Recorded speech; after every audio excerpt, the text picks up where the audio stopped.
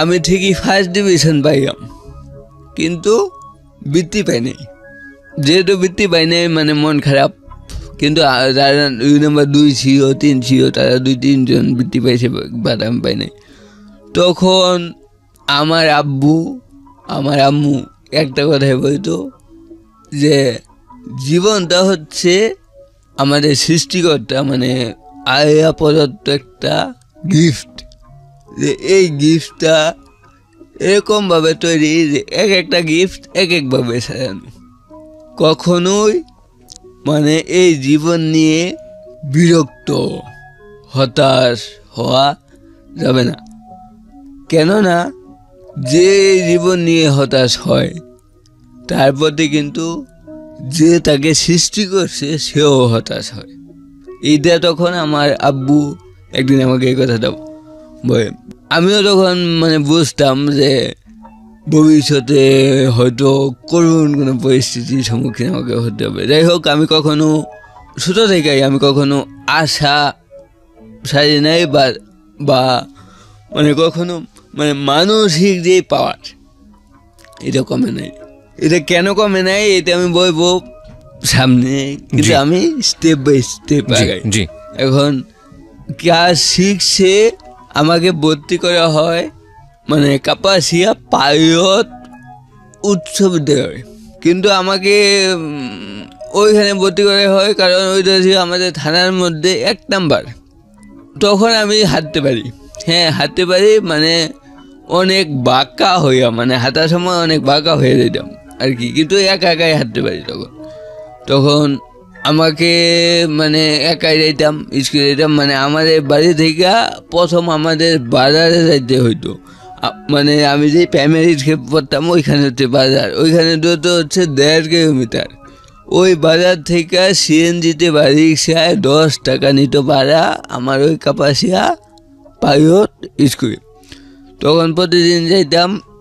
প্রথম দিন যখন স্কুলে গেলাম ক্লাসের মধ্যে এক স্যার আমাকে বলল যে তখন 6-এ যে তোমাকে পড়াশোনা কেন করায়, বলে তুমি পড়েও তো মানে বাড়ির কাছে কোনো একটা স্কুলে পড়বে, এত দূরে কেন আসছো, আর তোমার তো এত দূরে আইসে যাইয়া তুমি তো পারবা না।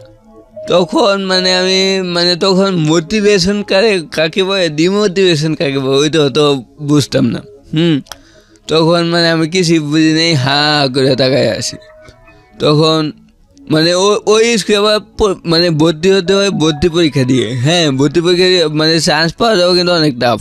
বাট আমি ভর্তি পরীক্ষা দিয়েই আমার ওই নাম্বার ছিল সম্ভবত 25, মানে হাজার স্টুডেন্ট পরীক্ষা দেয়, ওর ভিতরে আমার ওই নাম্বার ছিল 25, কোনো প্রিপারেশন ছাড়া পরীক্ষা দিয়েছি আর কি। তখন যখন 6 থেকে 7-এ উঠলাম, 7-এ ওঠার পরে হঠাৎ একদিন মানে আমার আব্বু চেম্বারে হচ্ছে কাপাসিয়া বাজারে মানে ওই স্কুলের পাশে। তখন একদিন হঠাৎ আমার আব্বু হার্ট অ্যাটাক করে। তখন আমি স্কুলে ছিলাম, স্কুল থেকে বাড়িতে এসে শুনে আমি এই অবস্থা, বাড়িতে কেউ নাই, আমার আব্বুকে নিয়ে ঢাকা, হ্যাঁ ঢাকা মিরপুর হৃদরোগ ফাউন্ডেশন আছে না, ওই হসপিটালে না আমার সঠিক হসপিটালের নাম মানে একটা হসপিটালে ঢাকা নিয়ে আসে। মানে আমি অনেক টেনশনে পড়ে গেলাম। বাড়িতে শুধু মানে আমার ভাবি ছিল, তখন ভাইয়া বিয়ে করছে আর কি। এখানে বইয়া খাবার যে আমার ভাইয়া মানে বেশি দূর পড়াশোনা করে নাই, মানে মেট্রিক পর্যন্ত পড়ছে আর কি। তখন মানে আব্বু ছিল বাড়িতে, ভাইয়া আব্বুর সাথে গেছিল, ভাবিও বাড়িতে ছিল আর কি। 5 দিন পরে আমার আব্বুকে বাড়িতে নিয়ে আসার পরে মানে আমার আব্বুকে মানে পুরো 6 মাস রেস্টে থাকতে পারে, যে কোনো কিছু কাজ না করতে, হ্যাঁ কাজ না করতে। তখন মানে আমার আব্বুর চেম্বারে যাওয়াও বন্ধ হয়ে যায়, চেম্বারে যেতে পারে না। তো আমার আব্বুই হচ্ছে আমাদের পরিবারের একমাত্র যেটাকে বলা হয় চাহিদা শক্তি বা ইনকাম সোর্স। মানে আমার আব্বু মানে ইনকাম দিয়েই আমাদের পরিবার চলতো, পুরো পরিবার চলতো। এবং তখন আমাদের পরিবারের মতন এরকম মানে সামর্থ্যবান বা এরকম রিচ ফ্যামিলি মানে আমাদের আশেপাশের ওই একাই ছিল না, কারণ মানে আব্বু হচ্ছে কাপাসিয়ার মধ্যে বেস্ট হোমিও ডাক্তার। আচ্ছা, তারপর আমার আব্বু চেম্বারে যাওয়া বন্ধ হয়ে যায়। চেম্বারে যাওয়া যখন বন্ধ হয়ে যায় তখনই মানে আমার পরিবারের দারিদ্রতা নেমে আসে, কারণ আমার আব্বুর পড়াশোনা, ভাইও তেমন কিছু করতো না তখন। আমার স্কুলে বেতন দেওয়া ঠিক মতন দিতে পারে নাই, যখন আমি ক্লাস 7-এ পড়ি, বেতনও ঠিক মতন দিতে পারে নাই। তো একবার মানে একসাথে 6 মাসের বেতন বকেয়া পড়ে যায়। আচ্ছা, পরে তখন মানে স্যার আমাকে মানে প্রতিদিনই প্রেশার দেয়, মানে ক্লাসে যে সামনে পরীক্ষা, বেতন পরিশোধ করো না কেন? হ্যাঁ, বেতন পরীক্ষায় ফি অনেক টাকা, 800 না 900 টাকা। তখন আমি বললাম যে স্যার দিয়ে দিব।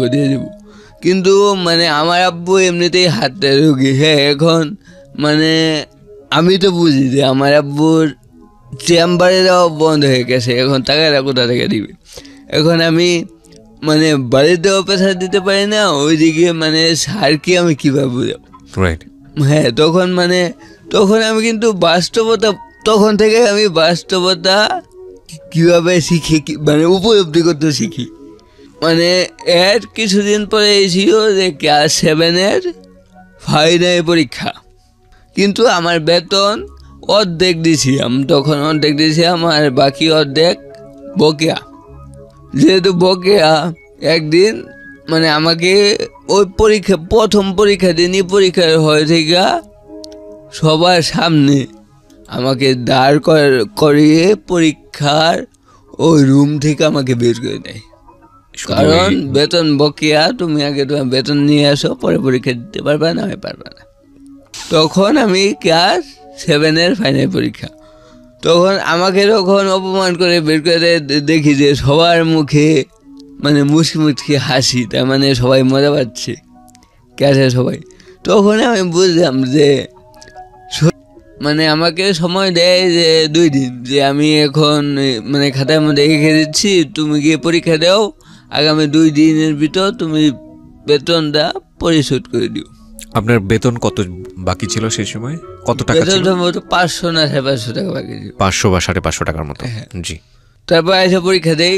পরীক্ষা দেওয়ার পরে মানে বাড়িতে গিয়ে আমার আম্মুকে আমি আস্তে আস্তে বলি যে এরকম, মানে ওদেরকে আমি কখনো কোনো ব্যাপারে প্রেশার দিই নাই। হ্যাঁ, তখন আমার আম্মু অন্য এক বাড়ি থেকে টাকা ধার করে এনে পরের দিনই মানে ওই 550 টাকা আমাকে দেয়, পরে আমি আইসা বেতন পরিশোধ করি। 7 থেকে ক্লাস 8-এ উঠলাম। আচ্ছা, 8-এ উঠার পরে মানে এমনিতেই তখন তো হাই স্কুলের পোলাপান অনেক টাইপের পোলাপান থাকে। হ্যাঁ, তবে ম্যাক্সিমামই মানে ভাবতো কি মানে আমি বেশি দূর আগায় যেতে পারবো না, ওরা খুব স্মার্ট, মানে গড়ি সানগ্লাস পরে আসে, আমি সাধারণভাবে যাই, গিয়ে ক্লাস করি। আর সবচেয়ে মানে আমার ক্লাস হয়তো 10টা থেকে 4টা পর্যন্ত, প্রতিদিন 30 টাকা দিয়ে দিত, 30 টাকা দিয়ে দিত, 20 টাকা রিক্সা ভাড়া, 10 টাকা হচ্ছে মানে দুপুরের কিছু লাঞ্চ করা। হ্যাঁ, কিন্তু আমি কি করতাম, মানে যেহেতু মানে আমার পরিবারের সিচুয়েশন, হঠাৎ আমার আব্বু মানে হার্ট অ্যাটাক করার পরে চেঞ্জ হয়ে গেছে। হ্যাঁ, যে 10 টাকা দিয়ে দিত, আমি ওই 10 টাকা না খেয়ে জমাতাম। তার মানে এই টাকা দিয়ে মানে ইন ফিউচারে আবার কখনো যদি সমস্যা হয় কিছু একটা করতে পারবো। আচ্ছা, তখন এমনও দিন যাইতো যে আমি স্কুলে যাইতে পারতাম না। কেন পারতাম না? কারণ মানে আজকে স্কুলে যাওয়ার ভাড়া নাই। তখন আমাকে ওরা বুঝতে দিত না যে টাকা নেই, কিন্তু আমি তো বুঝতাম। এমনও দিন গেছে আমরা শুধু মানে মরিচ দিয়ে ভাত খেয়েছি, শুধু ওই বাবার অসুস্থতার কারণ। এইটা যখন পড়ি একবার এই ফেব্রুয়ারি মাসে, কিন্তু আপনার সাহিত্যের উপর বিভিন্ন প্রতিযোগিতা হয়। জি।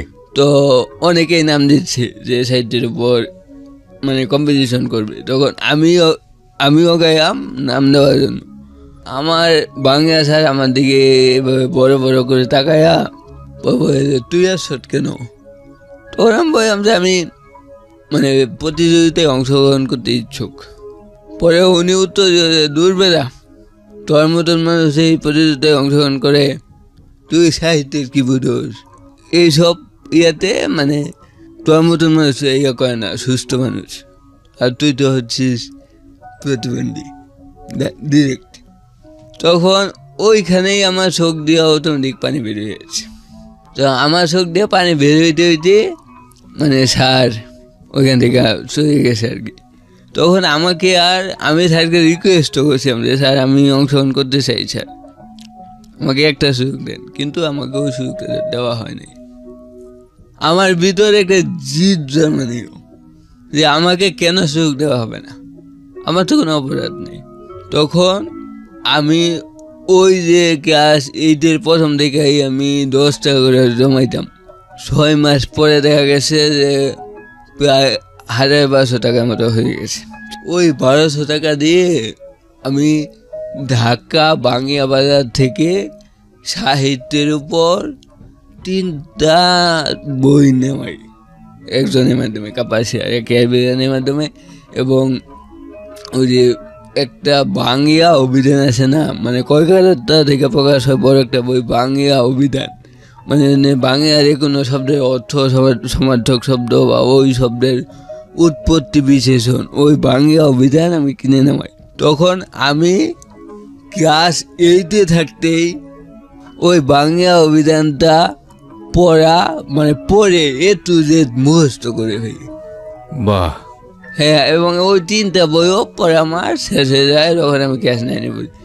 তো এর থেকে পরীক্ষা দিয়ে আমি যে পরীক্ষা, তখন ক্লাস 9-এ ভর্তি হওয়ার সময় আমার খুব তীব্র ইচ্ছে ছিল যে আমি সায়েন্স নিব। লেখারও স্পিড নাই, লেখাও খারাপ, সে তো যদি সায়েন্স নেয় সে, তখন তার তো বিভিন্ন চিত্রও আঁকতে হবে। হ্যাঁ, সে তো চিত্র আঁকতে পারবে না, ওই জন্য সবচেয়ে বেটার হবে কমার্স। কারণ আর্টসে তো অনেক লেখা, মানবিকে তো অনেক লেখা, শুধু মুখস্থ। কমার্স নেওয়া বেটার হবে। তখন আমিও কমার্স নিলাম। কমার্স নেওয়ার পরে আমি ক্লাস 9-এ থাকতে আমার জীবনের প্রথম কবিতা লিখি। কমার্স নিয়ে ক্লাস 9-এ থাকতে জীবনের প্রথম কবিতা লিখি, কবিতা। আচ্ছা। ওই কবিতাটা মানে আমাদের স্কুলে একটা স্যার ছিল যে হাসেম স্যার, উনি হচ্ছে আমার জীবনের 2জন বেস্ট টিচারের মধ্যে একজন। উনার কাছে আমি যখন যাইতাম উনি আমাকে মোটিভেট করতো। উনি এমন কথা বলতো, মানে একটা বাক্য, তখনই মনে হইতো যে না, আমার দ্বারা সব সম্ভব। তখন আমি ক্লাস 9 পর্যন্ত আমি কোনো প্রাইভেট পড়ি নাই, কোনো কোচিং করি নাই, কেননা ওই প্রাইভেট কোচিং পড়ার সামর্থ্য আমার তখন ছিল না, যেহেতু পরিবারের আর্থিক অবস্থাই তখন খারাপ। তখন স্যারকে নিয়ে আমি প্রথম কবিতা দেখানোর পরে স্যারও আমাকে খুব বলে যে তুমি আরও কবিতা লেখো, মানে আমিও কবিতা লিখতে শুরু করি। তখন আমি স্যারের কাছে 2 মাস প্রাইভেট পড়ছি, জীবনে ফার্স্ট প্রাইভেট অ্যাকাউন্টিং। 2 মাস প্রাইভেট পড়ছি, বাট একটা টাকাও দিইনি। স্যারকে বই নিয়েছি যে স্যার আমার তো তখন টাকা নেই। তখন স্যার বলতো যে তোমার যত ইচ্ছা তুমি পড়ো, টাকা পয়সা রাখবে না। তো স্যারের কাছে 2 মাস প্রাইভেট পড়ি, কিন্তু কোনো টাকা নেয় নাই বা টাকা দেওয়ার সামর্থ্য ছিল না। কিন্তু এই সুযোগটা কিন্তু অন্য কোনো টিচার আমাকে দেয় নাই। মানে ক্লাসে যখন মানে টিচাররা খাইতো বাংলা অথবা ইংরেজি বা অ্যাকাউন্টিং, আমার লেখার স্পিড তো কম, তাড়াতাড়ি বইতো, সবাই তো খুব স্পিডে লিখতো, কিন্তু আমি কিন্তু ওইরকম স্পিডে লিখতে পারতাম না। দেখা যেত যে অন্যজনের 1 পেজ লেখা হয়ে যেত আর আমার মাত্র 3-4 লাইন হইতো। মানে আমি স্যারের লেকচারটাও আমি ঠিক মতো মানে নোট ডাউন করতে পারতাম না, মানে প্রাইভেটে পড়ি না। কিন্তু আমার একটা ইফেক্ট থাকতো, মানে আমি নিজে তখন মানে বাড়িতে চেষ্টা করতাম যে এছাড়া তো অন্য কোনো ওয়ে নাই। এবং নিজে চেষ্টা করতাম। চেষ্টা করার পরে মানে আমার মনে হইতো যে না, আমি পারবো, সবাই যেহেতু পারে তবে আমি পারবো না কেন। এবং ইভেন আমি কিন্তু মানে সবাই কলমটা যেইভাবে মানে ধরে, মানে সোজা করে, আমি কিন্তু ওইভাবে এখনো মানে পেন কলম ধরতে পারি না, আমি একটু বাঁকা করে ধরি। হ্যাঁ, এবং আমার লেখাও কিন্তু এখনো কি মানে এখন আমার এখানে কেউ বলবে না যে সে মানে এই পর্যায়ে পড়াশোনা করে, সে বলবে যে ক্লাস 5-এর স্টুডেন্ট হয়তো। তখন আমি ক্লাস 10-এ ওঠার পরে একদিন কবিতা লেখা আমাদের ক্লাসে সবাইকে ওই কবিতাটা প্রিন্ট আউট করে সবাইকে আমি মানে 1 কপি করে দিই পড়ার জন্য। হ্যাঁ, তখন অনেকেই এটা পজিটিভভাবে নেয়, অনেকে তো হাসাহাসি করে রে কোন জায়গা থেকে না কোন জায়গা থেকে কার কবিতা নিয়ে আসে এখন নিজের নামে ইয়া করতেছে আর কি। তার মানে আমাকে ডিমোটিভেট করতে যাচ্ছি। হ্যাঁ, এসএসসি পরীক্ষার আগে আমাদের যে বিদায় অনুষ্ঠান হয়, ওই বিদায় অনুষ্ঠানে আমি একটা কবিতা লেখা আমাদের হেড ম্যাডামকে উপহার দিই। হেড ম্যাডামকে একবার বাধাই করে বড় একটা কপি উপহার দিই, আর সব টিচারদেরকে ম্যাডামদেরকে ওইটা ফটোকপি। তখন ওই কবিতাটা ছিল 14 লাইনের একটা কবিতা, নামটা অবশ্য এখন মনে নাই। তো আজকেও আমার সাথে একটা কবিতা আছে, মানে আমি সবাইকে এটা শেষে পড়ে শোনা, মানে ওইটা আমি যখন 10-এ পড়তাম তখনই লিখছি। তখন ওই ম্যাম মানে হেড ম্যামকে পড়া দেই। ওই কবিতাটা আমি এমনভাবে লিখছি, আমার স্কুলে যে 3 জন বাংলা টিচার, ওই 3 জন টিচার একসাথে বৈশাও এই কবিতাটার মানে মর্ম কথা বুঝতে পারে নাই বা কবিতাটার মর্মার্থ বুঝতে পারে নাই। এবং ওই কবিতাটা এখনও আমাদের স্কুলের ওই প্রধান শিক্ষকের রুমে টাঙানো। অবশ্যই এখন প্রধান শিক্ষক নাই, উনি রিটায়ার্ড করেছে, কিন্তু ওই শিক্ষকের রুমে টাঙানো। এটার কারণটা হলো যে আপনার অভিধানে বাংলা শব্দ অনেক বেশি মুখস্থ ছিল, অনেক বেশি মুখস্থ, যে কারণে এটা সম্ভব। এবং এমন কোনো শব্দ নাই যেটা আমি বলতে পারবো না। ওরে বাবা, আমরা চেক করবো দরকার হলে আজকে প্রয়োজন হলে। ওকে, হ্যাঁ। তারপর যখন এসএসসি পরীক্ষা সামনে, মানে এসএসসি পরীক্ষার কয়েক মাস আগে কিন্তু ফর্ম ফিল আপ করতে হয়। তখন ফর্ম ফিল আপে সম্ভবত 2500 না 2700 টাকা একটু, আবার স্কুলে কোচিং করায় ওইটা টাকা হচ্ছে বাধ্যতামূলক দিতেই হবে, প্লাস ফর্ম ফিল আপের টাকা। তো কোচিং করায় ওই ফর্ম ফিল আপ করতে হবে। এখন আমি আসলে তখন বুঝতাম না যে ফর্ম ফিল আপটা আছে কি, কেন করতে হয়, না করে কি সমস্যা হয় কিনা। তখন আমি আমার এক মানে ফ্রেন্ডকে জিজ্ঞেস করলাম যে ফর্ম ফিল আপটাকে করতেই হবে। পরে কয় যে হ্যাঁ করতেই হবে, না করে হবে না, বলে যে না হবে না। তখন মানে আমার পরিবারের অবস্থা তখনও এরকম যে আব্বু তখনও পুরোপুরি সুস্থ হয় নাই। তখন অবশ্য চেম্বারে যায়, কিন্তু হয়তো সপ্তাহে 1 দিন বা 2 দিন, বা এতদিন গ্যাপের কারণে কিন্তু মানে অনেক যে রুগী তারা কিন্তু মানে হয়তো ভাবছে যে উনি এখন আর আসে না বা ডাক্তারি করে না, এরকম আর কি।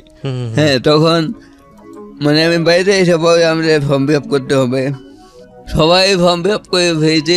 ওই ফর্ম ফিল আপের যে শেষের দিন আমার আম্মার বিয়ের গহনা বন্ধক দিয়ে তারপর আমাকে ওই 2700 টাকা দেয় ফর্ম ফিল আপ করার জন্য।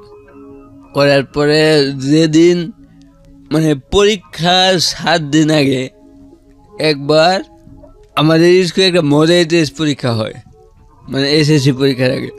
ওই মডেল টেস্ট পরীক্ষা দেওয়ার পরে মানে আমি দেখলাম যে আমি ম্যাথে মাত্র 34 পেয়েছি।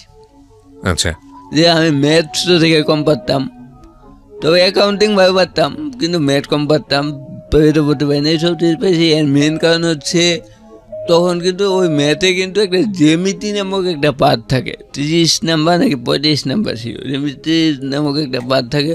ওই পার্টে সম্পাদ্য উপপাদ্য ওইখানে চিত্র অঙ্কন করতে হয়, মানে ড্রয়িং করতে হয়। কিন্তু মানে আমি তো ড্রয়িং করতে পারি না, মানে আমি তো কিছু আঁকতে পারি না। হ্যাঁ, এই জন্য আমি জ্যামিতি পার্টটাই একদম বাদ দিয়ে দিছি, মানে আমি কখনো জ্যামিতি পার্ট দেয় নাই। তার মানে 100 থেকে যদি 30 বা 35 মাইনাস হয়ে যায়, তার মানে কত 65 থাকে। হ্যাঁ, 65 থাকে। তখন আমি 65 পরীক্ষা দিতাম। তো এই জন্য মানে ম্যাথ পরীক্ষাটাও খারাপ হয়েছিল। তখন মানে আমার স্যার বলছে তুমি যদি ম্যাথ না দাও তবে তুমি মানে এসএসসি পরীক্ষায় পাস করবে কীভাবে, তো পাস করতে হবে। আমি বললাম যে স্যার আমি তো চিত্র আঁকতে পারি না। এখন যদি যদি চিত্র না আঁকি, তখন যদি শুধু ব্যাখ্যা করি, তখন তো নাম্বার দিবে না। অবশ্যই তো চিত্র এঁকে দেখা দিতে হবে যে কোনটা কোন কোন একটা বৃত্ত 180 ডিগ্রি। তখন আমার যে অ্যাকাউন্টিং স্যার, ওই স্যারের কাছে 7 দিন আমি ম্যাথ দেখি, মাত্র 7 দিন। হ্যাঁ, এবং স্যার বলবো যে তুমি সম্পাদ্য পড়ো, উপপাদ্য পড়ো, তুমি চিত্র আঁকতে পারো বা না পারো, তুমি তোমার মতো করে প্রিপারেশন নিয়ে যাও, তোমার মতো করে প্রিপারেশন নিয়ে যাও। তখন স্যার দাগায়া দিচ্ছে যে এই সম্পাদ্য পড়বা, এই উপপাদ্য পড়বা। তো প্রিপারেশন নিয়ে গেলাম।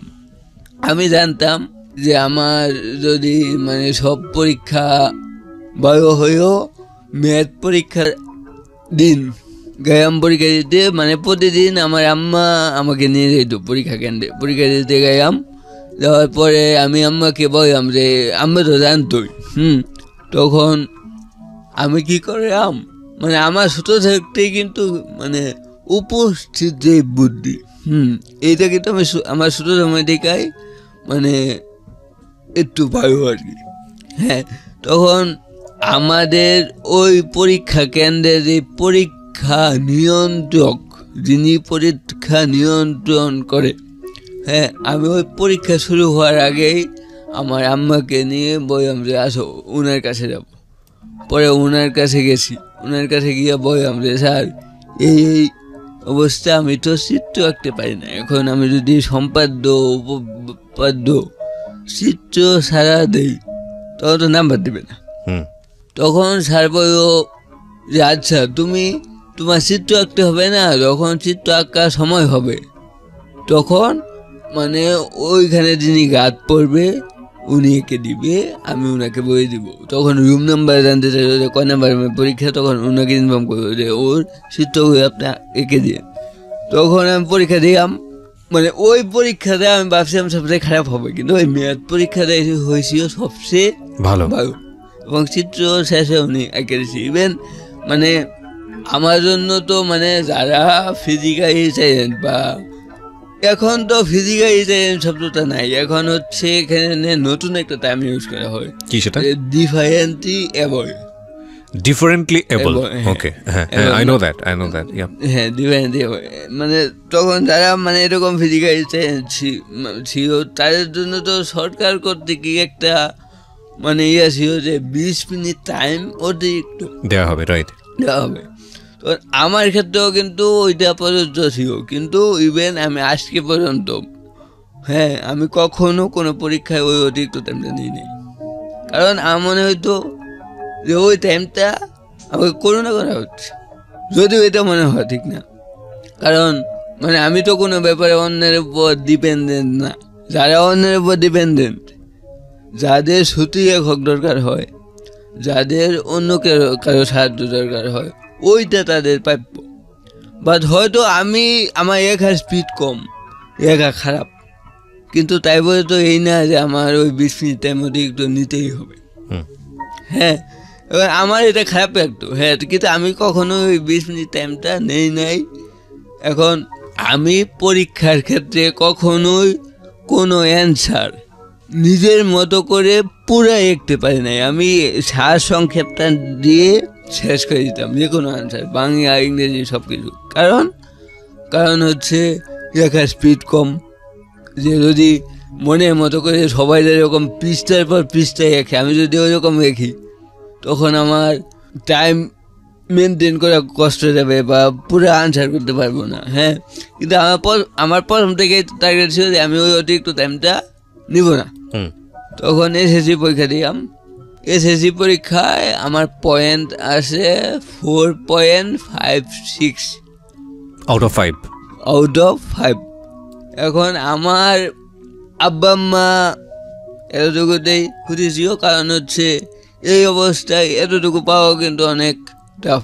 মাত্র 10 জন পাইছিল, সম্ভবত 10 জন না 15 জন পাইছিল এ, আর কয়েকজন পাইছিল এ প্লাস, আর বাকি সবাই। কত সালে আপনি করলেন এসএসসি?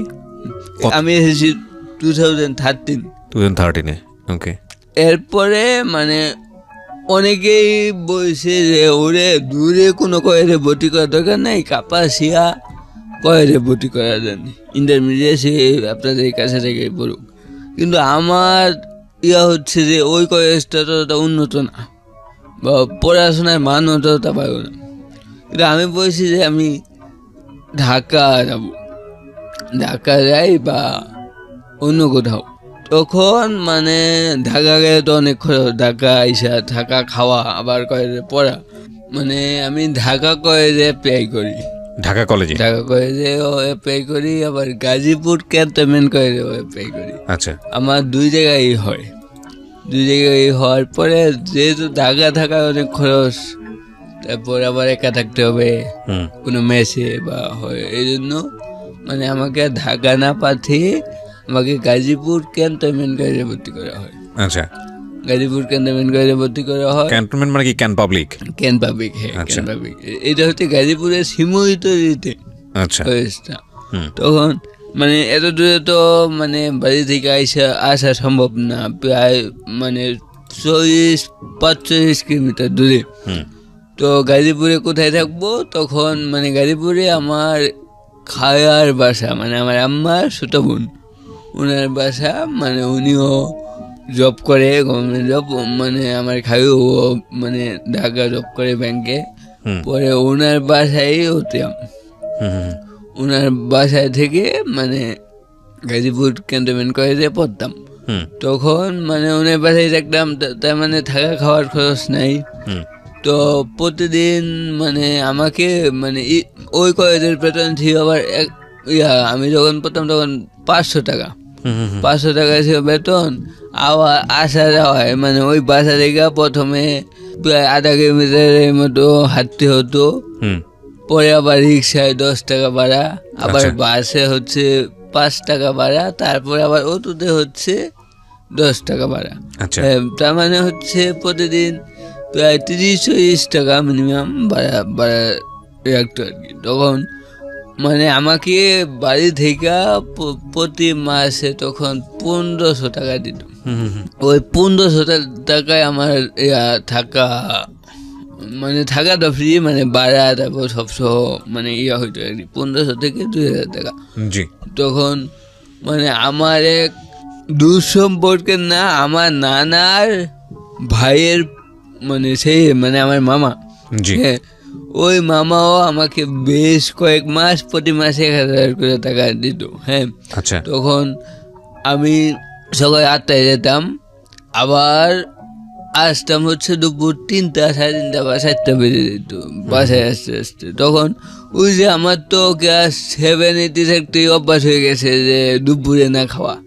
হ্যাঁ, ওই যে টাকা বাসাইতাম। তখন কি হতো, আমি কলেজে যখন পড়তাম তখনও আমি দুপুরে মানে খুবই কম খাইতাম, মানে 8টার সময় খেয়ে যেতাম, আবার 4টার সময় এসে খাবার খেতাম। কারণ মানে আমার খুব হিসাব করে যেতে হতো। হ্যাঁ, প্রথম মাসেই আমি একটি সনেট দেখি, সনেট। তখন ওইটা আমি আমার মানে কলেজে যে বাংলা আসার প্রথম ইন্টারমিডিয়েট পড়া অবস্থাতেই আপনি সনেট লেখা শুরু দেখি। হ্যাঁ, তখন আমার যে বাংলা আসার কলেজের খুবই ভালো টিচার, মানে উনাকে আমি দেখাই। দেখানোর পরে এখানে একটা কথা বলে রাখি প্রিয় শ্রোতা, অনেকেই সনেট বুঝবেন না, এটা একটা আসলে চতুর্দশপদী কবিতা বলা হয়। যারা ইন্টারে পড়েছেন, মাইকেল মধুসূদন দত্ত পড়েছেন, তারা জানবেন যে মাইকেল মধুসূদন দত্ত প্রথম বাংলায় সনেটের প্রবর্তন করেন। এটা একটা কবিতার বিশেষ ফর্ম, খুবই আভিজাত্যপূর্ণ ফর্ম, এবং এই সনেট লেখাটা আসলে সেরকম বুদ্ধিসম্পন্ন বা কবিত্ব সম্পন্ন ব্যক্তি না হলে সনেট লেখাটা খুব ডিফিকাল্ট, কারণ কিছু গ্রামাটিক্যাল ব্যাপার স্যাপার আছে। সো এই জায়গাটা থেকে ও সনেটের কথা বলছে। ওকে, তখন আমার বাংলা স্যারকে দেখাই, স্যার খুবই অবাক হয়। ইভেন স্যার এটা বিশ্বাস যায় না যে এই সনেট আমি লিখছি। ও এটা বিশ্বাস করতে চায়, বিশ্বাস করে নেই, করতে যায় না। তখন আমি বললাম যে স্যার, তবে আমি মানে আপনার সামনে বসে একটা সনেট থেকে দেখাই। তো স্যার বলে এটা কীভাবে সম্ভব? আমি বলি আপনি যে কোনো একটা টপিক দেন, আমি একটা এঁকে দেখাই। তো স্যারের সামনে বসেই স্যার টপিক দিয়েছে, মাত্র 1/2 ঘন্টায় আমি আরেকটা শুনে দেখি, 1/2 ঘন্টায়, এবং স্যারকে দেখাই। তখন স্যার বলে যে সত্যি মানে এটা বিশ্বাসযোগ্য না।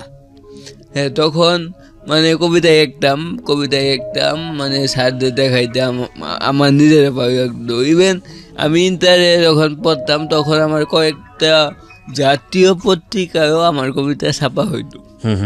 মানে প্রথম আলো, যুগান্তর, ইত্তেফাক সহ মানে বেশ কয়েকটা পত্রিকায় কয়েকটা করে কবিতা ছাপা হইতো। তখন একটা উপন্যাস লেখা শুরু করি। উপন্যাস, হ্যাঁ, আমি তখন ফার্স্ট ইয়ারে পড়ে উপন্যাস লেখা শুরু করি। তার আগে আমি এখানে একটু অ্যাড করতে চাই, ওইটা হচ্ছে আমি যখন কবিতা লিখতাম ওই ক্লাস 9-10 থাকতে, তখনই কিন্তু আমার প্রায় 60 থেকে 70টা কবিতা হয়ে যেত। আমি তখন ক্লাস 10-এ পড়ি। তখন আমি বই বের করার জন্য আগ্রহ প্রকাশ করছিলাম, কিন্তু আর্থিক অবস্থার কারণে আমার বই বের করা হয় নাই, কবিতার বই। তখন আমি ইন্টার ফার্স্ট ইয়ারে যখন পড়ি তখন আমি একটা উপন্যাস লেখা শুরু করি। তো ওই উপন্যাসটার নাম ছিল বাস্তবতার অগ্নিশিখা। ওইটা আমার প্রথম উপন্যাস। ওই উপন্যাসটা আমি মাত্র 7 দিনে লিখে ফেলি। 7 দিনে লিখে মাত্র 7 দিনে লিখে ফেলার পরে আমি আমার বাংলা স্যার, বাংলা ম্যাডাম ওদেরকে দেখাই। মানে ওনারা বলে যে খুবই ভালো হয়েছে, তুমি চাই বই বের করতে পারো। তো বয়স অনুযায়ী উপন্যাসটা বেশ পরিপক্ক, কেউ বলবে না যে ইন্টারে পরে কোনো সেই দেখছে। তখন আমার জীবনের সবচেয়ে বেস্ট টিচার আমার কলেজেরই খায়েকুজ্জামান স্যার, উনিও অ্যাকাউন্টিংয়ের। উনি আমার কবিতার খুব প্রশংসা করতো। ওনাকে আমি প্রতিটা কবিতা দেখাইতাম। ইভেন মানে ক্লাসে উনি অ্যাকাউন্টিং নিয়ে যেদিন যে টপিকটা পড়াইতো ওই দিনই আমি ওই ক্লাসে বসে ওই টপিকের উপর কবিতা লিখে পেতাম। ওইটা আবার স্যারকে দেখাইতাম, স্যার সবাইকে পড়া ক্লাসের মধ্যে শোনাইতো। ওকে, হ্যাঁ, তখন উনিও আমাকে মোটিভেট করছে খুব, যে তুমি লেখালেখি বন্ধ করিও না। তখন আমি বই বের করার সিদ্ধান্ত নিলাম। তো বই কীভাবে বের করতে হয়, কেমনি কী করতে হয় তখন তো জানতাম না। তখন আমি কয়েকটা প্রকাশনীর নাম বা জোগাড় করে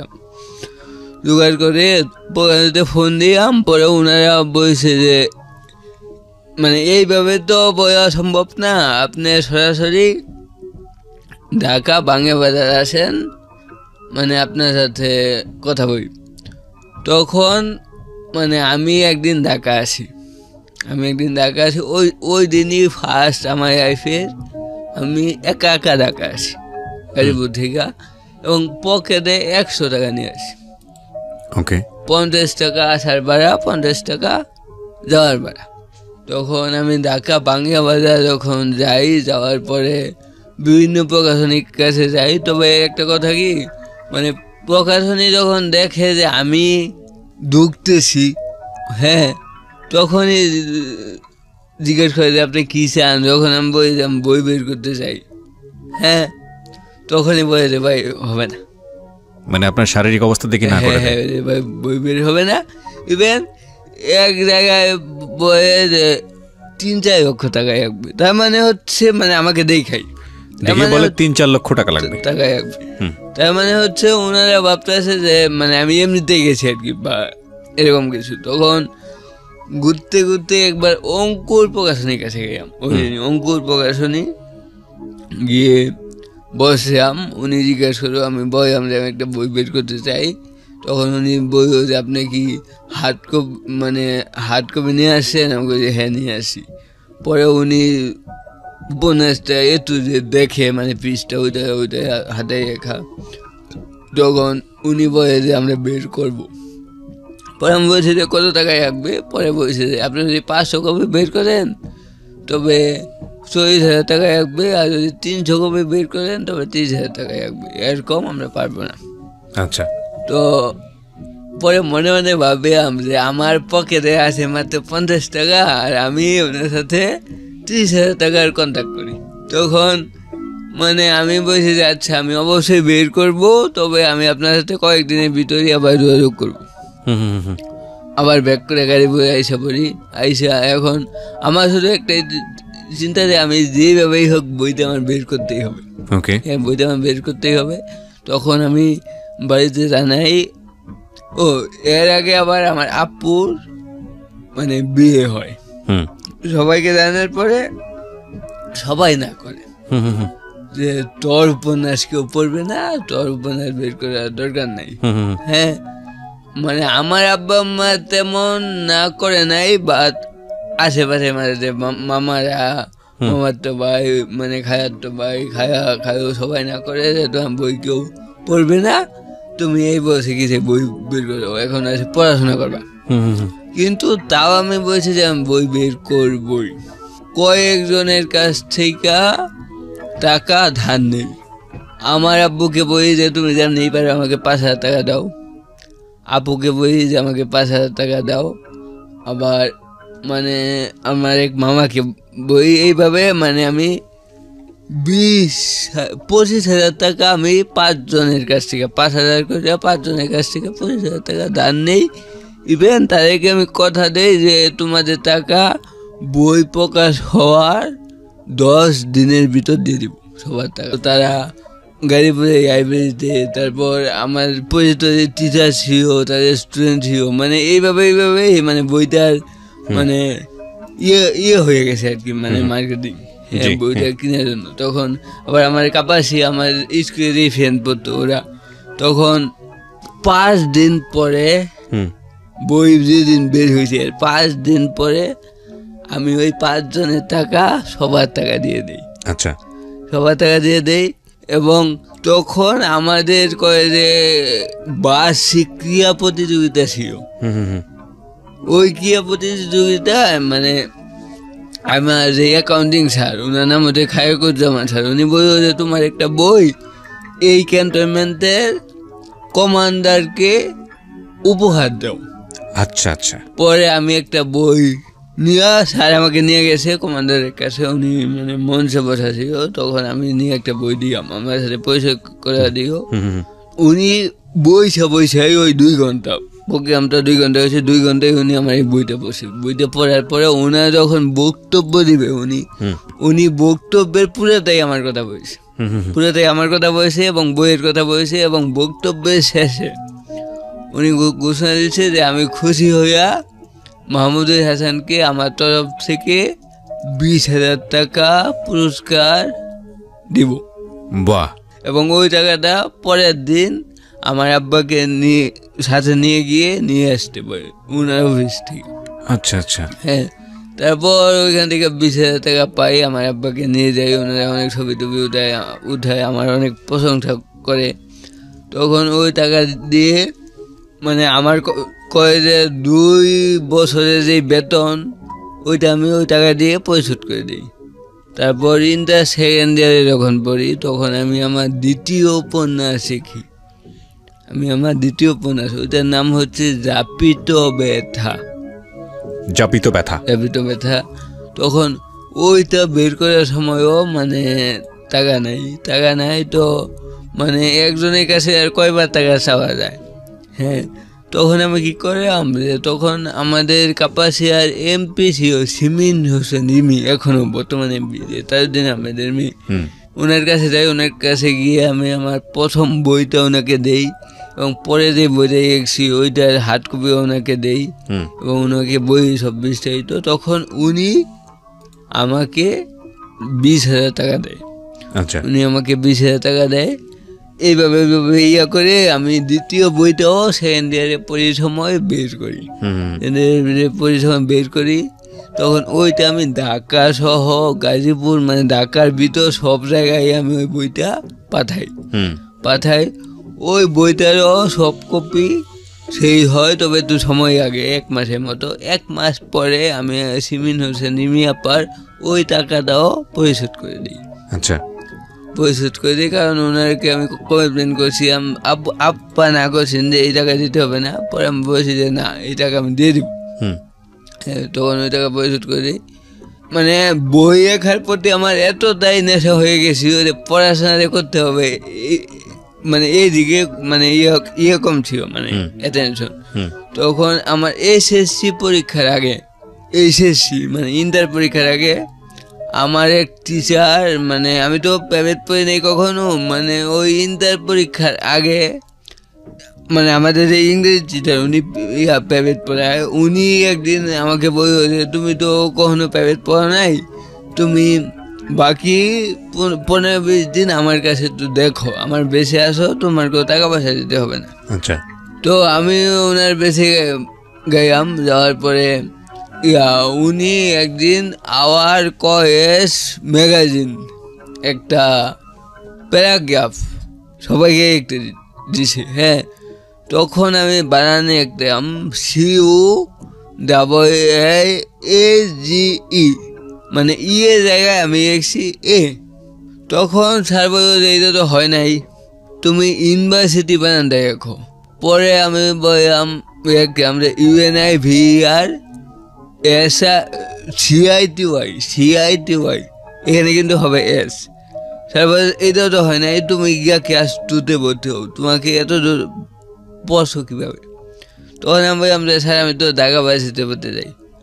তখন স্যার আমাকে বলল যে তুই তো বেটা ঢাকা ভার্সিটির গেট পর্যন্ত পৌঁছাতে পারবি না। হ্যাঁ, তখন ওই দিন আমার খুব খারাপ লাগলো যে মানে ওই দিন আমার প্রথম রিয়েলাইজেশন হইল, মানে একজন মানুষের উইক পয়েন্ট যখন একজন মানুষ জানে, তখন কোনো না কোনো ওয়েতে কোনো না কোনো দিন ওই উইক পয়েন্টে ওই জানা মানুষটা আঘাত করবেই। এটা হচ্ছে 100% চিরন্তন একটা বাস্তবতা। মানে আমি আবার মানে আমার এই জীবনের উপর থেকে আমার দ্বিতীয় বইয়ের নাম যাবিত ব্যথা। ওই বইয়ে মানে একটা মানে ওইটা নিয়ে অনেকেই প্রশংসা করে, মানে একটা আইন দিয়েছিলাম এরকম যে মানুষের মর্যাদা মানুষ আর কতটুকু দিতে জানে, মানুষের মর্যাদা তো সৃষ্টিকর্তার হাতে, এরকম একটা আইন। হ্যাঁ, ওই স্যার আমাকে ওইভাবে অপমান করার পরে মানে আমি ইন্টার পরীক্ষা দিলাম। আচ্ছা। হ্যাঁ, ইন্টার পরীক্ষা দেওয়ার পরে আমার পয়েন্ট আসছিল 4.31। সবাই বাসাতে কোচিং করবে, আমিও করবো ভাবতেছি, কিন্তু মানে আমি যখন বলছি যে বাসাতে কোচিং করবো তখন সবাই না করে। বাসাতে কোচিং করে শুধু টাকা নষ্ট করে লাভ নাই। ঢাকা বাসাতে চান্স পাওয়া সহজ কোনো ইস্যু না। হ্যাঁ, অনেক কঠিন। তারপরেও মানে আমি তখন আমাদের যে অ্যাকাউন্টিং স্যার ছিল খায়রুজ্জামান স্যার, উনাকে আমি ফোন দিই। পরে উনি গাজীপুর সাইফুসের যে ম্যানেজার সাইফুস কোচিংয়ের, ওনাকে ফোন দিয়ে বলে দেয় যে আমার কাছ থেকে কম টাকা নেওয়ার জন্য। তখন আমি গাজীপুর সাইফুসে যাই, যাওয়ার পরে উনি বলে যে 5,000 টাকার কম পারবে না, এইভাবে ফি হচ্ছে 8,000 টাকা, উনি 3,000 টাকা আমার জন্য কম, এর কম পারবে না। মানে তখন আবার আমার আব্বু হচ্ছে ওই যে টিচার ছিল, প্রাইমারি স্কুলের টিচার, আমার আব্বুও টাকা দিত যখন ইন্টার পড়তাম। তখন ওই আব্বু আমাকে ওই 5,000 টাকা দেয় কোচিং করার জন্য। হ্যাঁ, তখন আমি কোচিং ভর্তি হয়ে দেখি যে অন্যান্য স্টুডেন্টরা যা পারে মানে আমি তার কিছুই পারি না। তখন হচ্ছে মানে ভার্সিটি যে 3 মাস, এই 3 মাস আমি এত পড়াশোনা করি যে প্রতিদিন 15 থেকে 16 ঘন্টা পড়াশোনা করতাম, আরও বেশি। মানে 2 দিনে একবার ঘুমাইতাম। কিন্তু আমার তখন টার্গেট ছিল যে আমার ওই স্যারকে দেখায় দিতে হবে। আচ্ছা। হ্যাঁ, ঢাকাবাসীতে চান্স পেয়ে ওই বছরই মানে বুক ফেয়ারের সময় মানে আমাদের কাপাসিয়া প্রথম বই মেলা অনুষ্ঠিত হয়, যেই বছর আমি দ্বিতীয় বইটা বের করি।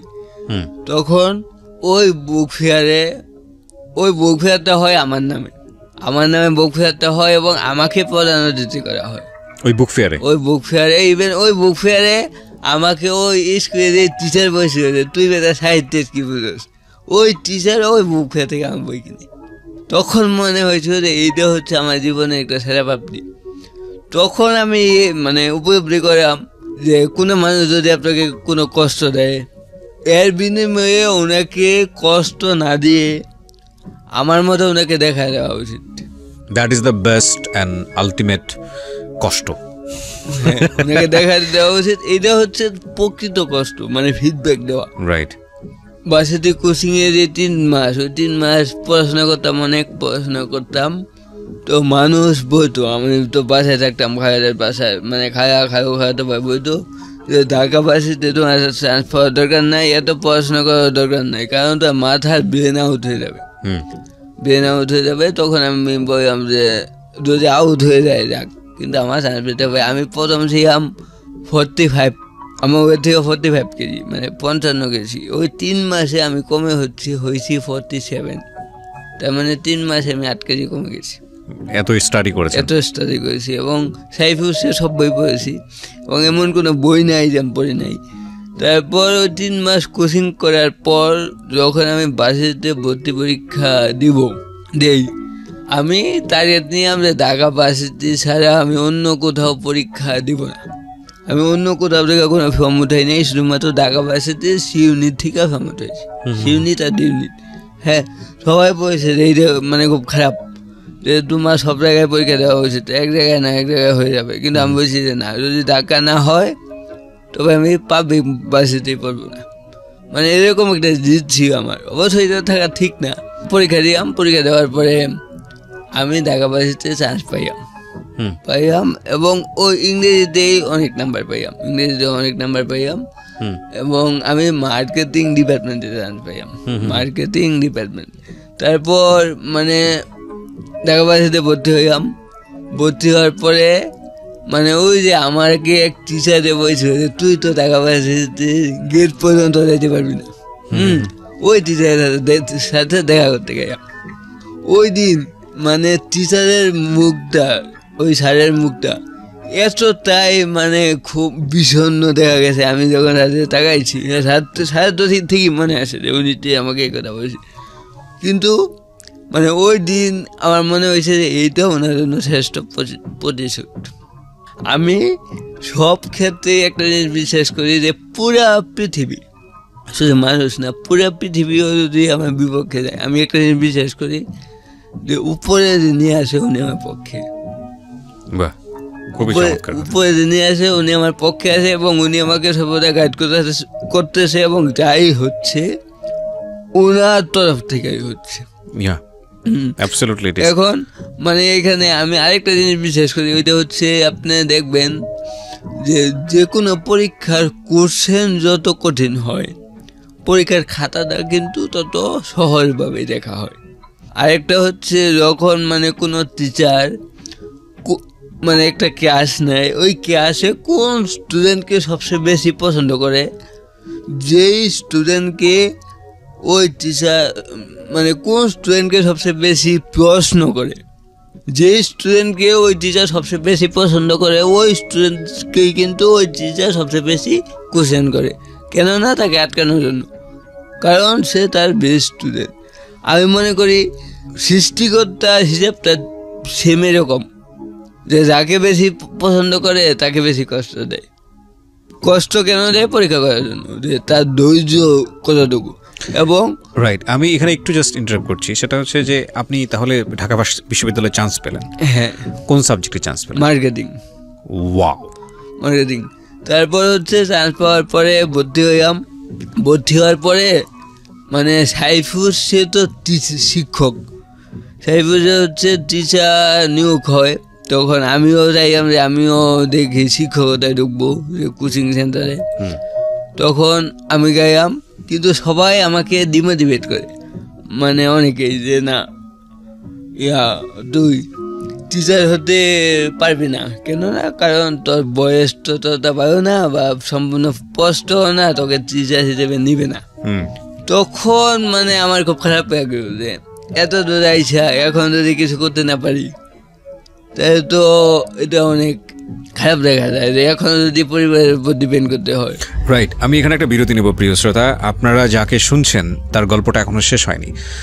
একেবারে প্রত্যন্ত অঞ্চলের সেই যে ছেলেটি যার শরীরে গ্রাম্য একজন ডাক্তার তার অ্যাসিস্ট্যান্ট দ্বারা ভুলভাবে একটা ইঞ্জেকশন পুশ করার কারণে সে ফিজিক্যালি অনেক ক্ষেত্রে ডিসেবল হয়ে গেল। তার কথাটা শুনেই আপনারা বুঝতে পারছেন, তার হাঁটাচলা দেখলেও হয়তো বুঝতে পারবেন যে বিশেষ করে ঢাকা বিশ্ববিদ্যালয়ে যারা আছো, যারা ওর আমার মানে অ্যাটাচড ছিল সূর্য সেন, কিন্তু সূর্য সেনে উঠতে গেলেও তো মানে প্রথম বছর তো কারোরই সিট হয় না, সিট হতে হতে মিনিমাম 1 বছর আগে। হ্যাঁ, 1 বছর আগে, কিন্তু 1 বছর থাকবো কোথায়?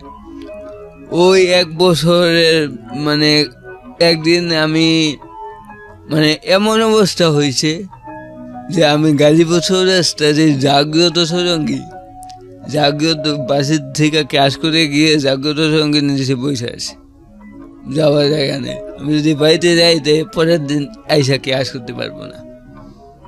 আবার এমনও তখন এমন এবিটিও মানে এবিটি ছিল ঠিক আছে, কিন্তু আমি কখনোই চাই নাই যে মানে আমি আমার পুরাটাই পরিবার থেকে আনি।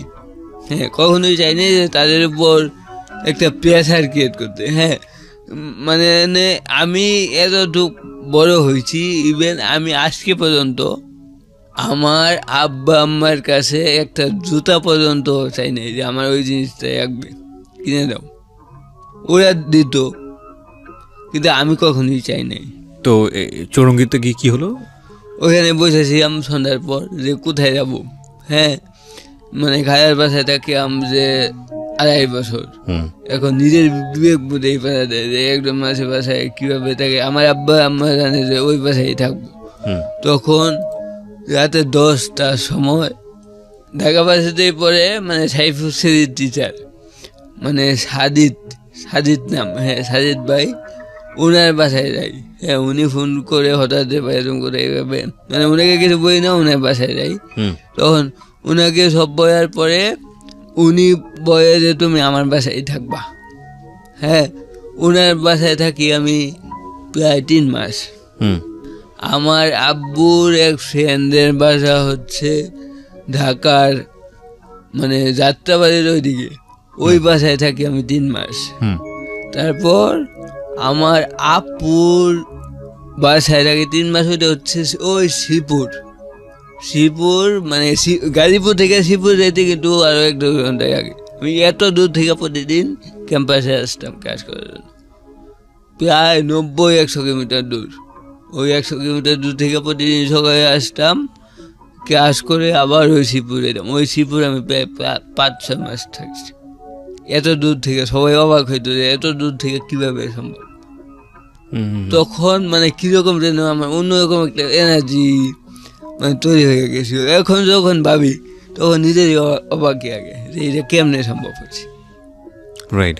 তারপর ফার্স্ট ইয়ারের শেষের দিকে আমি সাইফুর রহমান খান স্যারের সাথে দেখা করার পরে ওনাকে বলি যে স্যার আমি ক্লাস নিতে চাই, আমাকে একটা ডেমো ক্লাস দেওয়া হয়, ইংলিশের ডেমো ক্লাসটা নেই। ওই ক্লাসের ফিডব্যাক খুবই ভালো আসে। হ্যাঁ, এখন স্যার যখন আমার কথাবার্তা শুনলো তখন স্যার বলল যে তুমি এক কাজ করো, তুমি যে কোনো একটা ব্রাঞ্চে ক্লাস না নিয়ে তুমি সারা বাংলাদেশে সব ব্রাঞ্চে ক্লাস নাও, তোমার একটাই ক্লাস থাকবে, ওইটা হচ্ছে মানে মোটিভেশনের উপর, হ্যাঁ দিক নির্দেশনের উপর।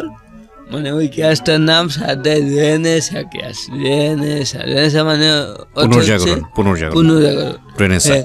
তখন থেকে আমি সাইফুসে ক্লাস নেওয়া শুরু করি। ঢাকার ভিতরেও নিতাম, ঢাকার ভিতরে সব ব্রাঞ্চে নিছি। তারপর আস্তে আস্তে ঢাকার বাইরেও নিতাম, বাসিতে কাজ করতাম। আবার এদিকে আমার আব্বা অসুস্থ হয়ে যায়, আব্বা বাবা চেম্বার দেয়।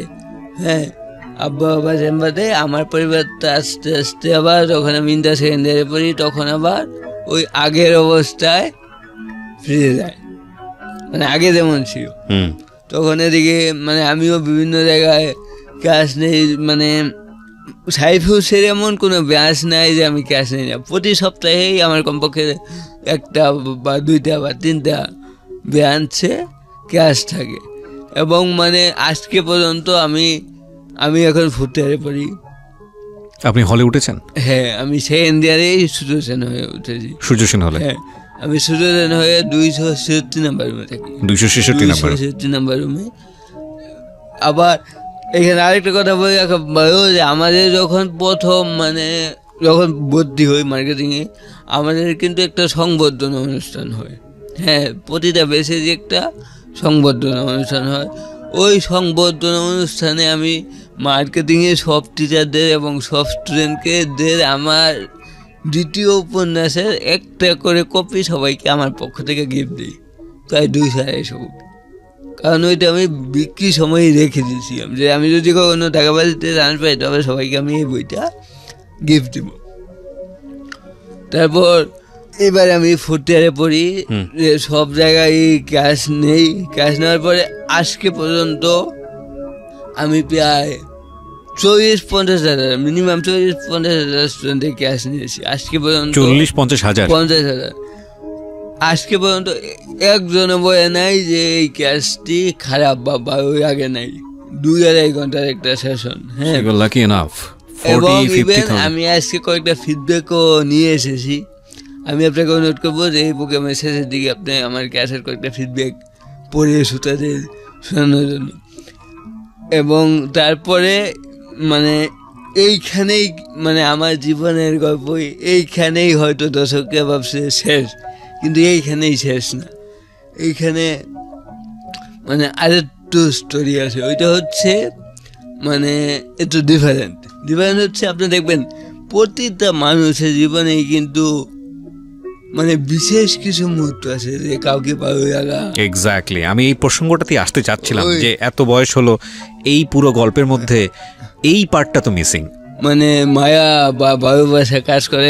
আমি এতটুকু বড় হয়েছি কিন্তু আমি ওই দিকে আমার অ্যাটেনশনটা ছিল না। কিন্তু যখন আমি ঢাকা ভার্সিটি সেকেন্ড ইয়ারে পড়ি, তখনই আমার এক ফ্রেন্ড, সেও একটা পাবলিক ভার্সিটি পড়ে, আমি এখানে নামটা বলবো না এবং ওর নামটা বলবো না, তো ওর সাথে আমার আস্তে আস্তে তো ভালো লাগা কাজ করে। ওই ভালো লাগা থেকেই ভালোবাসার সূচনা হয়। হ্যাঁ, সেও আমাকে প্রকাশ করতো যে সে আমাকে খুব ইয়াপ করে বা খুব মিস করে, বা আমারও তাকে ভালো লাগতো। কারণ এমনিতে অন্যান্য মেয়েদের থেকে ও একটু ডিফারেন্স ছিল। যেরকম পর্দা সেই নিজেকে হয়, বুরকা পরে আবার হিজাব পরে এরকম। আমার একই ক্লাসে পড়তাম, আমিও যেই ইয়ারে সেও সেই ইয়ারে, একটা পাবলিক ভার্সিটি। তখন আমি তাকে সবাই তো আমি যখন ভার্সিটি কোচিং করি তখনই একজন, হ্যাঁ, উনাকে আমি খুব সম্মান করি, উনি আমাকে বলছিল যে মাহমুদ দেখো, এই বয়সে কিন্তু তোমার জীবনে অনেকেই আসবে, অনেক মেয়েরাও আসতে পারে, কিন্তু তোমার বুঝতে হবে যারা তোমার জীবনে আসবে সবাই কিন্তু তাদের স্বার্থের জন্য আসবে। স্বার্থটা পূরণ হয়ে যাবে তখন দেখবে যে তাকে আর পাবা না। এজন্য তোমাকে যে মন থেকে তোমাকে করবে, গ্রহণ করবে, এরকম মানুষ তুমি একজনই পাবা। হ্যাঁ, এবং ওইটা তোমার খুব চিন্তা শক্তি দিয়ে তোমাকে বের করতে হবে। কিন্তু এমনিতেও আমি এতটুকু আসি, আমাকে অনেক সময় অনেক মেয়ে নখ দিত বা পছন্দ করতো, ইভেন প্রপোজও করতো, কিন্তু আমি ওই দিকে কোনো নজর দিই নেই। হ্যাঁ, বা ওদেরকে জাস্ট অ্যাভয়েড করতাম। তখন কিন্তু আমার ওই ফ্রেন্ডকে আমার একটু অন্যরকম মনে হইতো যে না, সে আমাকে বুঝবে বা সে আমাকে মন থেকে চায়। তখন আমি ইন্টার সেকেন্ড ইয়ারে পড়ি, তখন প্রায়ই দেখা হইতো। তো একদিন আমি ওকে জিজ্ঞেস করি যে আচ্ছা তুমি যে আমাকে ইয়াপ করো, আমি তো সবার মতো না, আমি তো হচ্ছে তো ডিফারেন্ট। তো ওই জায়গা থেকে হয়তো এটা তোমার আবেগ, কয়েকদিন পরে এই আবেগটা থাকবে না, তখন মনে হবে যে হায় হায় কাকে এটাই আপ করলাম। হ্যাঁ, কিন্তু এই জন্যই আমি চাচ্ছি তুমি যা করো মন থেকেই করো। আচ্ছা, তখন সে বলল যে দেখো মানে আমি যা করছি মন থেকে করছি, কারণ তোমার মনের মতো মানুষ হয় না। আচ্ছা, মানে আপনার ফ্রেন্ড বললো? হ্যাঁ, যে মানুষ চেহারা দিয়া মানে মানুষের শরীর দিয়ে তো কিছু হয় না, মেন হচ্ছে মানসিক শান্তি। আর ওই মানসিক শান্তি পাওয়ার জন্য ওই রকম মনের একটা মানুষ দরকার। আমরা এই পার্টটাতে ফিরবো ছোট্ট একটা বিরতির পর। যারা এতক্ষণ আমার সঙ্গে আছেন তাদেরকে আরও একবার মনে করিয়ে দিচ্ছি, আপনারা শুনছেন প্রাণ মিস্টার ম্যাঙ্গো ক্যান্ডি প্রেজেন্স জীবন গল্প। আজকে যে ছেলেটার জীবন গল্প এখানে প্রচার হচ্ছে তাকে বাংলাদেশের প্রায় 40-50 হাজার স্টুডেন্ট চেনে, কারণ সে অলরেডি 40-50 হাজার জনের কাছে নিজেকে প্রেজেন্ট করেছে অ্যাজ এ মোটিভেশনাল স্পিকার হিসেবে। That's really amazing. আমরা আমাদের সোশ্যাল মিডিয়াতে অনেক ধরনের মোটিভেশনাল স্পিকার দেখি যারা মানুষকে মোটিভেট করার কাজ করছে। কিছু মানুষ আলোচিত, কিছু মানুষ সমালোচিত। সোশ্যাল মিডিয়ার প্রত্যেকটা কন্টেন্টই কিছু না কিছুভাবে আলোচিত, কিছু না কিছুভাবে সমালোচিত। সেটা নিয়ে আমার কোনো সে নেই। যারা ভালো কাজ করার জন্য সামনের দিকে এগোবে তাদের পথ সহজ হবে না, তাদের পথ। আপনি ঘৃণা করতে আসেন সৃষ্টিকর্তাকে, কেননা উনি তো আমাকে বানিয়েছে। ট্রু।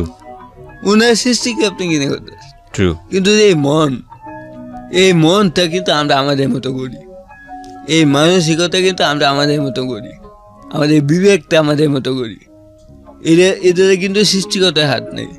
সৃষ্টিকতায় কিন্তু বয় নেই যে তুমি গিয়ে চুরি করো, কিন্তু আমরা করি। কেন করি? এই মনটা, এই আত্মার যে বিশুদ্ধতা, আত্মার যে পবিত্রতা, এটা কিন্তু আমাদের মধ্যে। তখন ওকে আমি এটা বললাম, পরে ও একটু কনফিউশনে পড়ল যে হ্যাঁ, তখন যদি না মানে তখন কি হবে।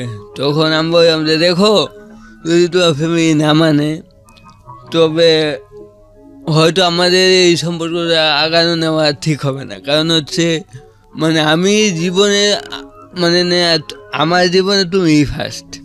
এখন তুমি যদি কখনো মানে আমার থেকে দূরে সরে যাও, যদি এটা ডিপ হয়, তখন কিন্তু আমি একদম একা হয়ে যাব। হ্যাঁ, তখন হয়তো মানে আমার ভিতরে যে স্পিরিটটা আছে, আমার ভিতরে যে পাওয়ারটা আছে, এই পাওয়ারটা হয়তো আর থাকবে না।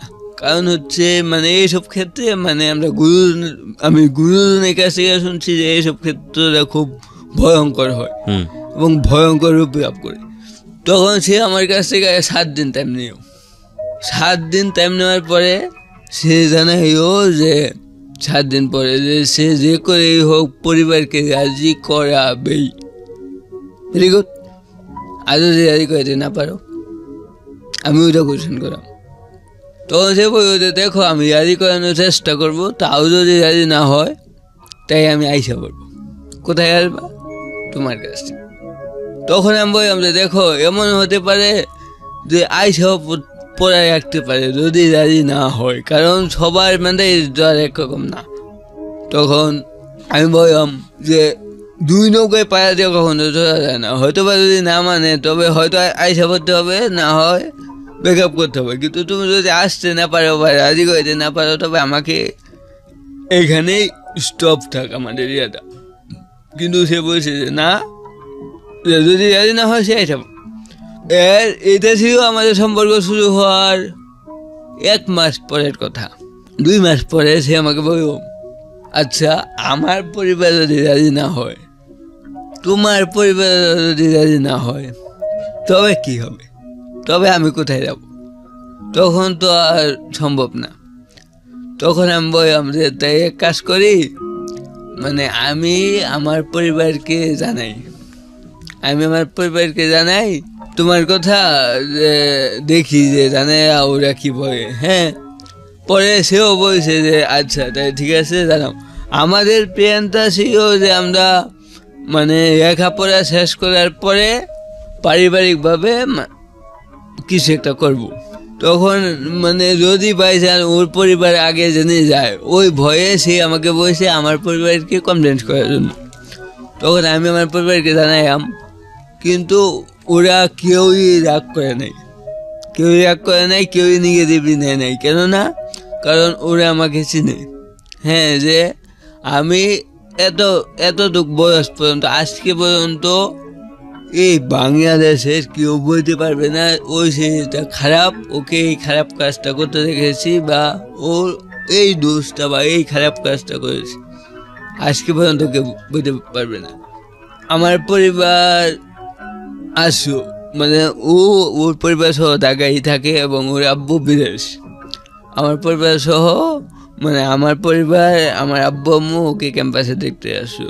দেখে যাওয়ার পরে আমি আমার পরিবারকে বলছি, পরে আমার পরিবার বলছে যে না, তুই যদি পছন্দ করস, তোকেও যদি পছন্দ করে, তবে আমাদের কোনো আপত্তি নাই, তবে ওর ফ্যামিলিকে যেভাবেই হোক ম্যানেজ করতে পারে।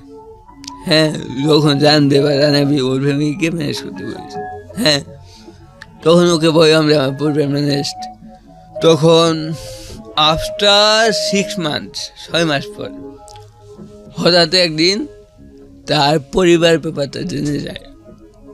ওর পরিবার জেনে যায় কারণ হচ্ছে ও যে মোবাইল ইউজ করতো, ওই মোবাইলের ব্যাকআপ, ওর মোবাইলের ব্যাকআপে একটু তার ভাই ব্যাকআপে একটু, তারপরে একদিন মেসেজ দেখে মেসেজ দেখে পর ওকে পরিবার থেকে অনেক বকা দেয়।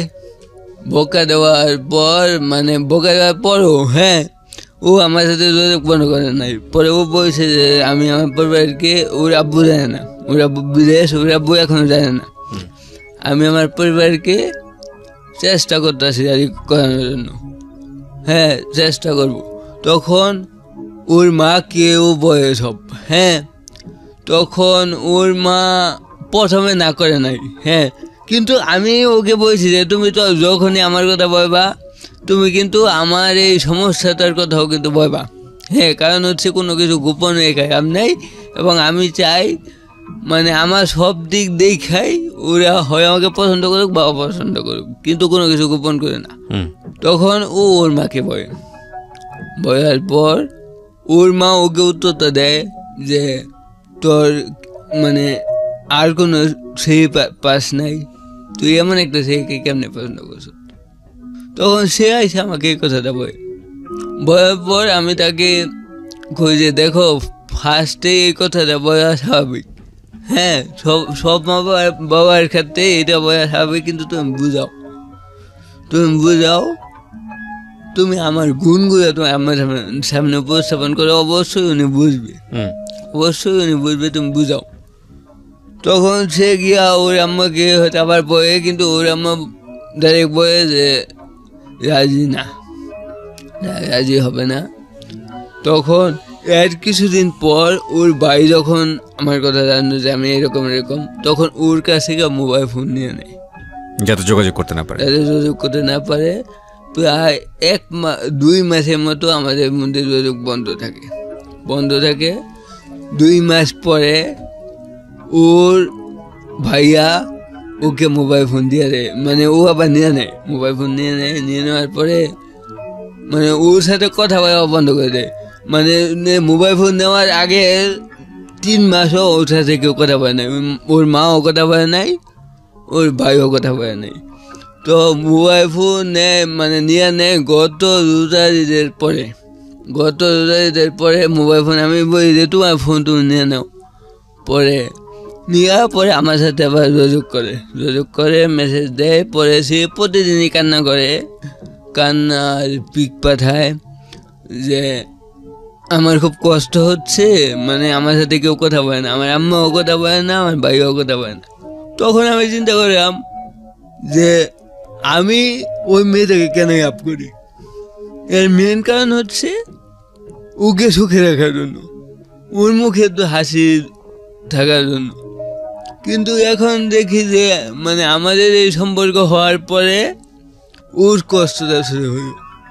তখন আমি বুঝতেছিলাম না যে আসলে আমার কী করা উচিত। যে হচ্ছে তাই তো আমি শুধু নিজে জিজ্ঞেস করতাম, ও কান্না করতো, আমিও কান্না করতাম, কিন্তু আমার কান্নাটা ওকে বুঝতেছি না। ওকে সবসময় বলতাম যে তুমি স্ট্রং হও, তুমি শক্ত থাকো। তখন আমি বললাম যে তুমি ওদেরকে বুঝাও, তোমার আম্মাকে বুঝাও, কিন্তু মানে ও ভয়ে আর কাউকে কিছু বলে না, বা এমনি ও মানে বাসায় বেশি কথা বলে না। তখন মানে একদিন তাকে অনেক বকা দেয় আবার তার আম্মা তার ভাইয়া, যখন দেখে যে ফেসবুকে আমাদের একটা স্ট্যাটাসে ও কমেন্ট করছে, এইটা দেখে ওকে অনেক বকা দেয়। তখন ওর ভাইও মানে একটা মানে ইয়াতে জব করে, ওর ভাইও পাবলিক ইউনিভার্সিটি স্টুডেন্টই ছিল। হ্যাঁ, আমাদের 3-4 বেশ সিনিয়র হয়তো। তখন ও আমাকে একদিন বলে যে তুমি আমার আম্মাকে ফোন দাও, তুমি আমার আম্মাকে একটু ফোন দাও, ফোন দিয়া তুমি বলো মানে একটু দেখা করো না। আমি তাকে বলছিলাম যে তোমার আম্মাকে বলো আমার সাথে একদিন দেখা করতে, সামনাসামনি কথা বলি, আমিও ওনাকে একটু বুঝাই। তারপর দেখি উনি কি বলে, যে উনিও তো একজন মানুষ। আর যেহেতু আমরা দুজনই মেচিউর এবং আমার তো এখন মানে ইন্ডিয়া ফাইন্যান্সিয়াল অবস্থা অনেক ভালো, মানে আমার কাছ থেকে আমার যে ফুটতে আমার কাছ থেকে আমারই এখন মাসিক ইনকাম সবার থেকে বেশি। ইভেন মানে আমার মতো অন্য কেউ আছে কিনা জানি না, আমি বাসিতে চান্স পাওয়ার পর থেকে আমি বাড়ি থেকে 1 টাকাও আনি না। ইভেন আমার মাস শেষে অনেক টাকা আমার আরও সেভ হয় যা ইনকাম। কত টাকা ইনকাম করেন প্রতি মাসে আপনি? প্রতি মাসে ইনকাম করি 10 থেকে 15,000 টাকা। ইউনিভার্সিটি পড়া অবস্থায় 10 থেকে 15,000 টাকা ইনকাম করা রিয়েলি চ্যালেঞ্জিং। ওকে, ওর আম্মাকে আমি ফোন দিই, আমাকে ফোন দেওয়ার পরে আমি ওনাকে প্রথমে বলি আমার নাম বলার পরে মানে ওনাদের সব ঠিক, ওনাদের কোনো দিক দিয়ে আমাকে অপছন্দ হয় নাই, বা জাস্ট আমার এই সমস্যাটার জন্য আমার ওকে ডাইরেক্ট বলে দিচ্ছে ওর আম্মা। তখন আমি ফোন দেওয়ার পরে আমি প্রথমেই ওনাকে সালাম দিয়ে আমার পয়সাটা দেই। তারপর উনি আমাকে প্রথম কোশ্চেনই করে যে তুমি কেন ফোন করছো। পরে আমি বলছি আন্টি দেখেন আমি তো আপনার ছেলের মতোই, আপনি আমার দুইটা মিনিটে কেন। ওকে আপনার সঙ্গে পড়াশোনা করতো? একই ডিপার্টমেন্টে ছিল নাকি অন্য ডিপার্টমেন্টে, নাকি আপনি এটা বলতে চাচ্ছেন না? না এটা আমি বলতে চাচ্ছি। ওকে ফাইন, ঠিক আছে। আচ্ছা এখন পরে হ্যাঁ ওর ভাই আমাকে বলবো যে আমি এটা সুযোগ না করি। আমি বলছি যে দেখেন এক হাত দিয়ে তো আর কিছু হয় না, এক হাত দিয়ে তো তাই না, যেহেতু 2 পক্ষ থেকে হয়েছে, এখন আপনার বইও তো এটা সম্ভব না। তখন আমাকে অনেক অপমান করে ওইটাও বলে যে তোমার শারীরিক সমস্যা, এই জন্য আমরা মানবো না, এই সেই মানে এত অপমান আমাকে আমার জীবনে কেউ করে নাই। কিন্তু আমি ভাবলাম যে আসলে আমার তো কোনো দোষ নাই, কারণ মানে উনি আমাকে এমন ভাবে অপমান করে জন্য আমি ইফটিজিং করতেছি এরকম। এবং উনি এটাও বলে যে তার সব ব্যাকআপ আমি রাখি, তাই সে ইউটিউবে কি দেখে, তারপর ফেসবুকে কি দেখে, সব ব্যাকআপ আমার কাছে থাকে। তোমরা মানে পাইয়ে বিয়ে করার নিয়ম কানুন এগুলো সেই ইউটিউবে দেখে। তখন আমি চিন্তা করলাম যে আসলে মানে উনি একজন ভার্সিটি থেকে পড়ুয়া, পাবলিক ভার্সিটি পড়ুয়া একজন মানে মানুষ হয়ে কীভাবে একজন মেচিউর বোনের এইসব শিখিয়ে জিনিসও উনি ওনার তত্ত্বাবধানে রাখে, মানে এইটা ভাই মানে আমি পুরা তাস্কি খাই। এটা কেন সম্ভব? সে তো মেচিউর একটা মেয়ে। পরে কিছুতেই মানে নাই, অপমান করছে মানে নাই। তারপর পরিণতির দিকে যাওয়া হয়েছে যে কোনোভাবেই তারা মানবে না। তারপর মানে সেও আমাকে ছাড়বে না। তো সে শেষমেশ আইসা পড়ার ডিসিশন নেয় যে সে চলে আসবে। হ্যাঁ, সে আর থাকবে না, সে আমার কাছে চলে আসবে। তো আমি আমার বাড়িতে জানাই, যেহেতু আমার পরিবারও মানে যেহেতু তার পরিবার রাজি না, আমার ফ্যামিলিকে কনভিন্সও করতে পারি নাই, তবে করছি, খুব কষ্ট হয়েছে। সেও আমার আব্বা আম্মার সাথে কথা বলেছে যে আমি আইসা পড়বো, নিজের থেকে আইসা পড়বো। তারপর আমার মানে আমি ঢাকা বাসাও নেই, ওই জন্য ও আইসা পড়বে, পড়াশোনা করতে হবে ঢাকা, ওই যে যাতে পারি ওই জন্য একটা রুম নেই, বাসা নেই। এখন মানে ওকে আমি ভাইভাবে বুঝাই যে দেখো তোমার আব্বা আম্মাকে ছেড়ে আসবা, তোমার তো থাকতে খুব কষ্ট হবে। কিন্তু সে আমাকে উত্তরে বলে যে আমি যদি না আসি তবে আমার কষ্টটা আরো বেশি হবে। এখন তুমি আমাকে কোন কষ্টটা দিতে চাও? আমি বলছি যে তাই তুমি যদি আসো, যেহেতু মানবেই না, আর কি করা। তারপর বিয়ের দিনও ঠিক হয়, সে কবে চলে আসবে ওই ডেটও ঠিক হয়।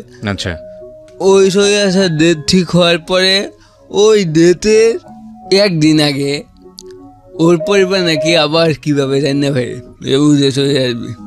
ওকে, জেনে ভাইয়ার পরে ওকে মানে অনেক বোকা দেয়, একদিন রাতে মানসিক প্রেশার দেয়, তারপর নাকি অনেক বোকা রোকা করে। তখন সে আমাকে জানায়, পরে আমি বলছি যে তুমি যদি চলে আসো তবেই তো সব শেষ। হ্যাঁ তোমার মানবে না দেখে তো চলে আসবা, মানসিক প্রেশার তো দিবেই, কিন্তু তুমি চলে আসো। হ্যাঁ চলে আসার পরে তোমার আব্বা আম্মার কাছে গিয়ে যদি আমার হাতে পায়ে ধরতে হয়, আমি হাতে পায়ে ধরে হয়েও তাদেরকে রাজি করানোর চেষ্টা করবো আমার পক্ষ থেকে যতটুকু সম্ভব। তারপরেও সে মানে ওই একদিন আগে ব্রেকআপ, মানে পালিয়ে আসার একদিন আগে সে ব্রেকআপ করে। কয় বছর আগের ঘটনা এটা? সম্ভব না।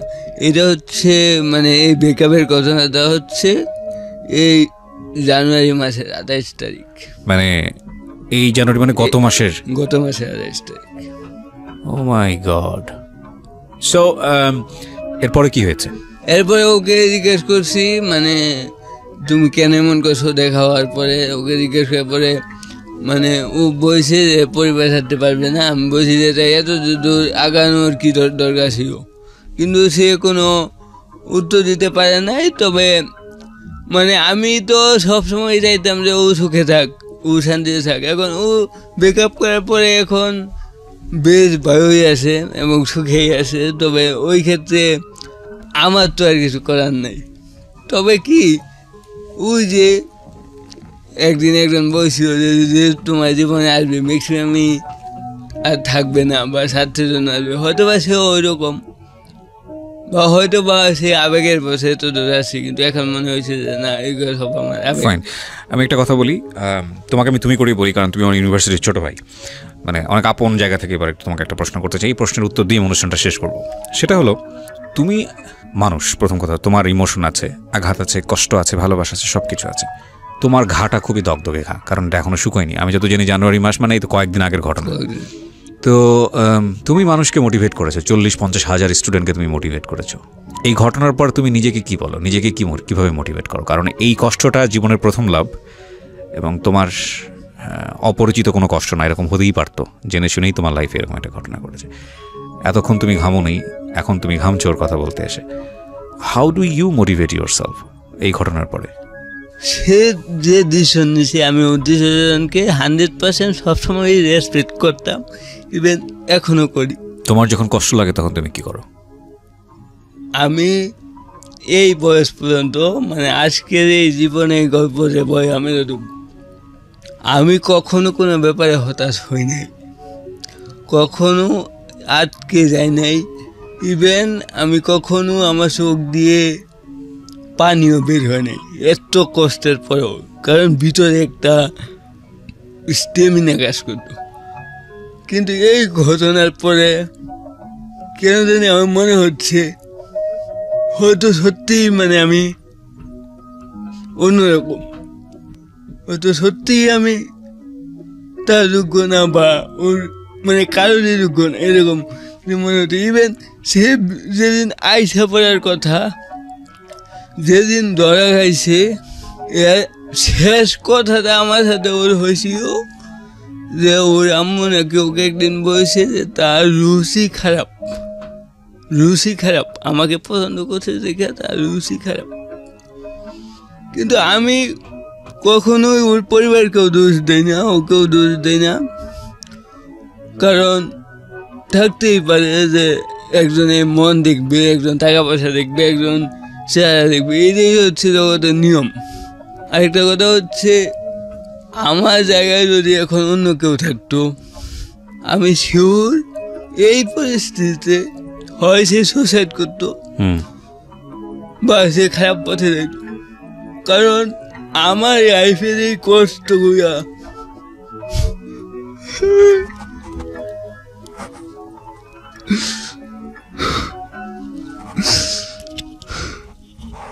আমার এই লাইফের কষ্টগুলা আমি আমার পরিবারের কাউকেও শেয়ার করি নাই এতদিন।